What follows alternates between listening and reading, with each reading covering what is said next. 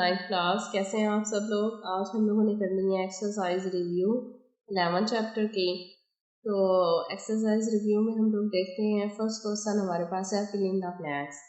Fill in the blanks है और ये सारी की सारी पैरेललोग्राम से रिलेटेड है। तो सबसे पहले हम डायग्राम पर फोकस करते हैं कि पैरेललोग्राम होती क्या है।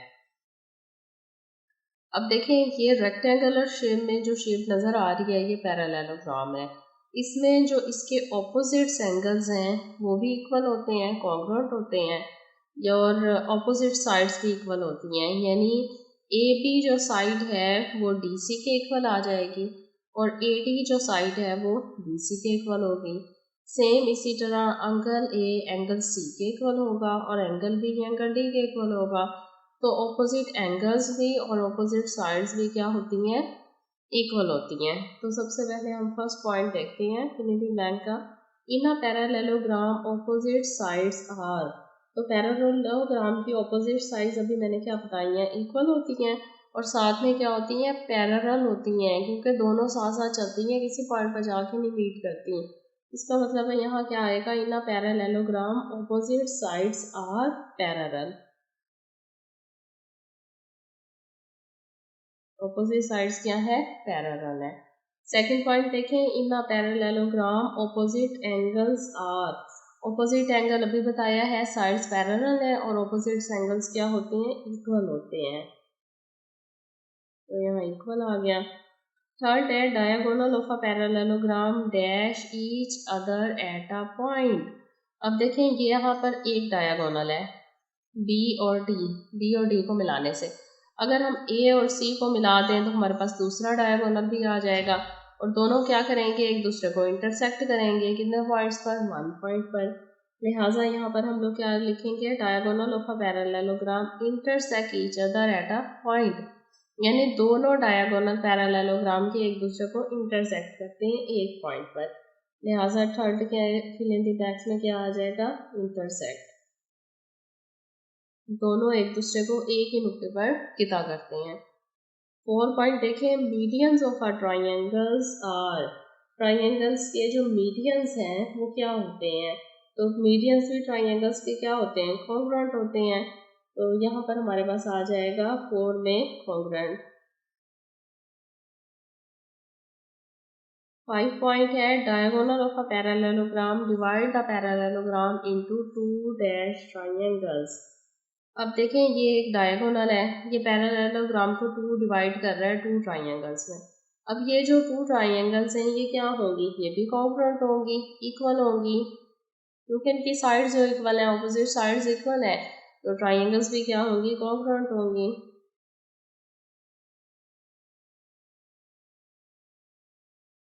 ये तो थी फिल इन द ब्लैंक्स। अब हम आते हैं क्वेश्चन नंबर 2 की तरफ। अब क्वेश्चन नंबर 2 में देखें, एक शेप दी हुई है पैरेललोग्राम की, नेम दिया हुआ है जी ए बी सी डी। इसमें हम लोगों ने फिल इन द ब्लैंक्स है, ये भी measurement line segment A B dash measurement line segment D C. अब देखें ये ए बी लाइन है और ये डी सी लाइन है। तो ए बी और डी सी क्या है, एक दूसरे के पैरेलल तो है ही हैं, साथ में कॉन्ग्रुएंट भी हैं। तो हम यहाँ पैरेलल भी डाल सकते हैं, लेकिन कॉन्ग्रुएंट का सिंबल ज़्यादा यूज़ करना है। तो ये क्या है, ए बी सी डी के क्या है, कॉन्ग्रुएंट है। सेम इसी तरह दूसरी लाइन देखें, measurement B C dash measurement A D. तो ये भी क्या है, कॉन्ग्रुएंट है। ए बी डी सी के कॉन्ग्रुएंट है और बी सी ए डी के कॉन्ग्रुएंट है। अब एंगल 1 जो है वो कॉन्ग्रुएंट है। एंगल 1 एंगल किसके कॉन्ग्रुएंट है, देखें जब कोई लाइन इस तरह पैरेलल लाइन इस तरह इंटरसेक्ट करती है तो इसके अल्टरनेट एंगल्स इक्वल होते हैं। अब देखें यहाँ पर ये एंगल क्या है, 1 है, ये लाइन की इस साइड पे बन रहा है और लाइन की दूसरी साइड पे जो एंगल बन रहा है वो कौन सा एंगल, 3 है। इसका मतलब है 1 एंगल जो है वो 3 के कॉन्ग्रुएंट होगा, 2 एंगल जो है वो एंगल 4 के कॉन्ग्रुएंट होगा। लिहाजा मेजर एंगल 1 जो है वो कॉन्ग्रुएंट आ जाएगा। 1 का अल्टरनेट एंगल कौन सा है, मेजर एंगल 3 के। इसी तरह मेजर एंगल 2 जो है वो अल्टरनेट उसका एंगल कौन सा है, मेजर एंगल 4 के। सिंपल। अब आ जाते हैं हम लोग क्वेश्चन नंबर 3 की तरफ। Find the unknown in the figure given figure.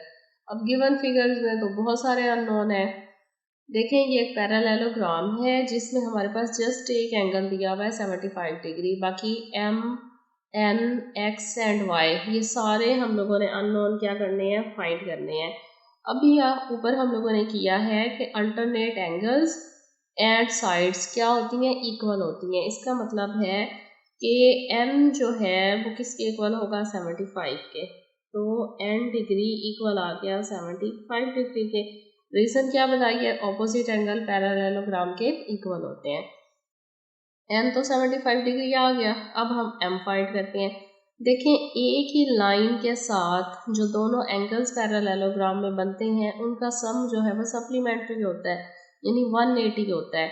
लिहाजा इसका मतलब है कि m degree plus 75 degree equal आ जाएगा हमारे पास 180 डिग्री के। तो 75 प्लस हो रहा है, जब इक्वल के दूसरी तरफ लेके जाएंगे तो -75 हो जाएगा डिग्री। लिहाजा m की वैल्यू क्या आ जाएगी, 10 में से 5 माइनस किया 5, और यहाँ 7 में से 7 माइनस हुआ 0 और 1, यानी m हमारे पास क्या आ जाएगा 105 के। m हमारे पास 105 आ गया। अब क्या करना है, अब हम लोगों ने बाकी फाइंड क्या करना है, m की वैल्यू भी आ गई, n की आ गई, x और y नॉट की फाइंड करनी है।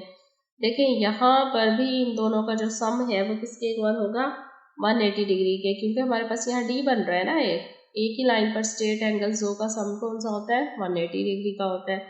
लिहाजा हम लोग लिखेंगे कि x not plus y degree equal to क्या है, 180 डिग्री के। अब इन दोनों में से हमारे पास वैल्यूज किस किस की हैं, यहाँ पर जी हम लोग वैल्यू पुट कर सकते हैं x की। रीज़न उसकी क्या है, देखें x डिग्री जो है वो y डिग्री के इक्वल है। अभी हमने बताया था ना एक लाइन के अल्टरनेट एंगल इक्वल होते हैं, तो 1 और 3 इक्वल था।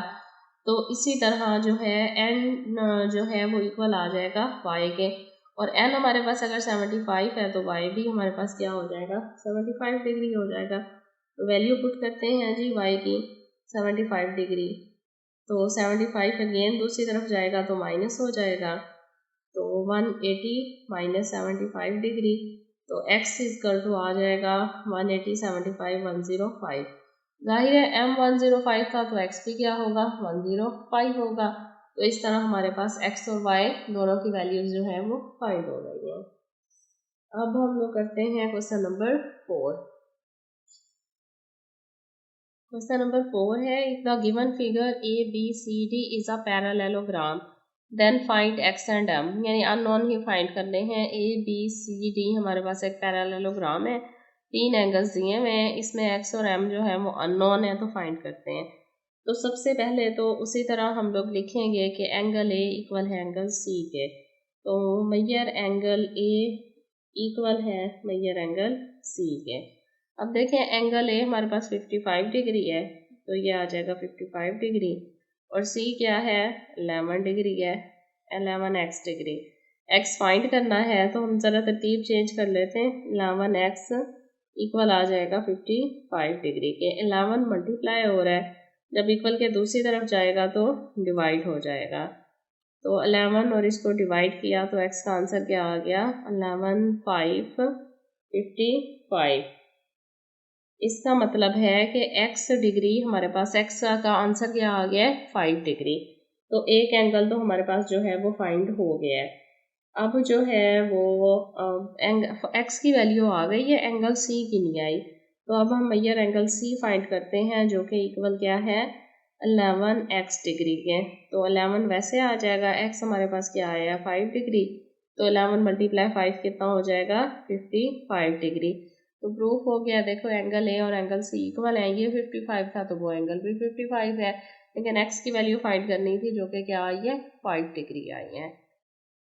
अब एम की वैल्यू फाइंड करनी है, तो हमारे पास डी का अल्टरनेट एंगल तो है नहीं, लेकिन अभी हम लोगों ने पीछे क्या किया है कि एक ही लाइन के एक ही साइड पर बनने वाले एंगल्स का सम क्या होता है 180 होता है, सप्लीमेंट्री एंगल्स होते हैं। लिहाजा मेजर एंगल ए और मेजर एंगल डी का सम क्या है, सप्लीमेंट्री है। तो हम राइट करेंगे measure angle A plus measure angle D equal to 180 degree. अब मेजर एंगल ए क्या है 55 डिग्री है, मेजर एंगल डी क्या है 5m प्लस 10 डिग्री। इक्वल क्या आ गया 180 डिग्री। अब ये हो जाएगा 55 डिग्री, ये आ जाएगा 5m डिग्री और ये क्या हो जाएगा 10 degree is equal to 180 degree. सबसे पहले 55 और 10 कितने हो गए 65 डिग्री। तो 65 दूसरी तरफ जाएगा तो माइनस हो जाएगा, तो 5m degree is equal to 180 degree minus 65 degree. तो 5m degree is equal to आ जाएगा 10 में से होंगे ना 180 में से 65, तो हमारे पास आ रहा है 115।